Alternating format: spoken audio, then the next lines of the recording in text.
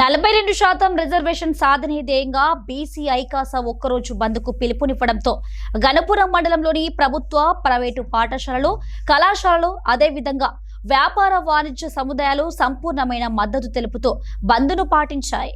కాగా మండలంలోని చెల్పూర్, గాంధీనగర్, గణపురం తదితర గ్రామాలలో బీసీ ఐకాస నేతలు బైక్ ర్యాలీ నిర్వహించి బీసీ కులాల ఐక్యతతో 42% రిజర్వేషన్లు సాధించుకోవాలని గాంధీనగర్ కూడలి వద్ద రాస్తారోకో నిర్వహించారు. కాగా ఈ బంద్లో బహుజన కులాలే కాక వివిధ రాజకీయ పార్టీలకు చెందిన వారు సంఘీభావం తెలుపుతూ సంపూర్ణమైన బంద్కు సహకరించారు. అనంతరం బీసీ ఐకాస నాయకులు మాట్లాడుతూ కేంద్ర రాష్ట్ర ప్రభుత్వాలను ఒత్తిడి తీసుకొచ్చిన కోర్టులో ఉన్నటువంటి 42% బీసీ రిజర్వేషన్ ను సాధించాలని, అందులో భాగంగా ఐక్య కార్యాచరణ రూపొందించుకొని ముందుకు వెళ్లాల్సి ఉంటుందని, బీసీ కులాలకు సంబంధించిన యువత మేలుకొని ఈ ఉద్యమంలో పాల్గొనాల్సిందిగా కోరారు. బీసీ సంఘాల పిలుపు మేరకు రాష్ట్ర బంద్నివ్వడం జరిగింది.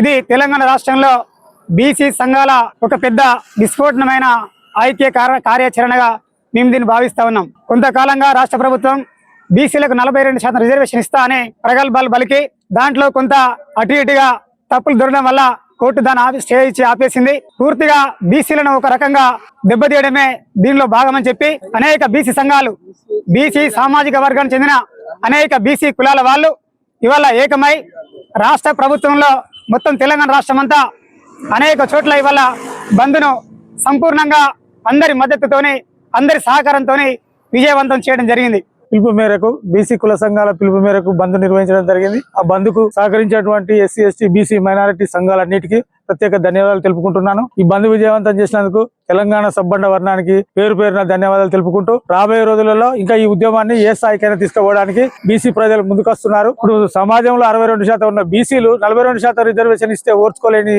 ఈ సమాజ దుస్థితిని చూసి మనం సిగ్గుపడాలా, గర్వపడాలా అర్థం కాలేని పరిస్థితి ఉంది. అయితే దురదృష్టకరం ఏంటంటే చట్టసభలలో బిల్లు చేసి ఆమోదించినా గానీ కోర్టులు కొట్టేయడం కొద్దిగా శోచనీయకరం.